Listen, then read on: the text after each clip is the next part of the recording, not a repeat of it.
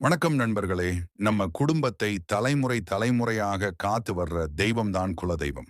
சிலருக்கு நம்ம வீட்ல குலதெய்வ அருள் இருக்கான்னு சந்தேகம் வரும். இன்னைக்கு அந்த அறிகுறிகளும், குலதெய்வத்தை வீட்டுக்கு எப்படி வரவழைக்கலாம் என்பதையும் பார்க்கலாம். குலதெய்வம் வீட்டில் இருக்கிறதுக்கான அறிகுறிகள் ஒன்று. வீட்டில் அடிக்கடி நல்ல விஷயங்கள் நடப்பது, தடைப்பட்ட காரியங்கள் சுலபமாக நடக்க ஆரம்பிக்கும். வீட்டில் அமைதி, சந்தோஷம் அதிகரிக்கும். 2. கனவில் கோவில்/தெய்வம் தோன்றுவது. குலதெய்வ கோவில், விளக்கு, பூஜை போன்றவை கனவில் தோன்றலாம். 3.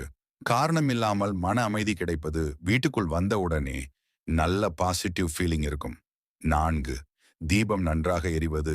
பூஜை அறை தீபம் சாந்தமாக, பிரகாசமாக எரியும். 5.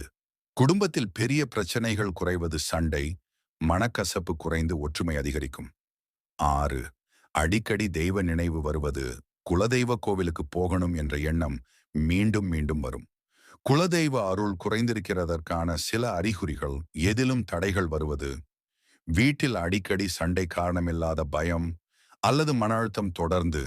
பணத்தடை, பூஜை செய்ய மனம் வராதது. குலதெய்வத்தை வீட்டுக்கு வரவழைக்கும் எளிய பூஜை முறைகள். 1.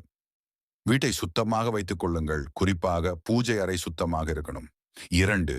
தினமும் தீபம் ஏற்றுங்கள். காலை அல்லது மாலை நல்லெண்ணெய்/நெய் தீபம் ஏற்றலாம். 3. எளிய நைவேத்தியம், வாழைப்பழம், தேங்காய், வெல்லம் வைத்து மனமாற பிரார்த்தனை செய்யலாம். 4. குலதெய்வ பெயரை சொல்லி அழைக்கவும். எங்கள் குடும்பத்தை காத்து அருள் புரியுங்கள் என்று மனமாற வேண்டிக் கொள்ளுங்கள். 5. வருடத்திற்கு ஒரு முறை குலதெய்வ கோவிலுக்கு செல்லுங்கள்.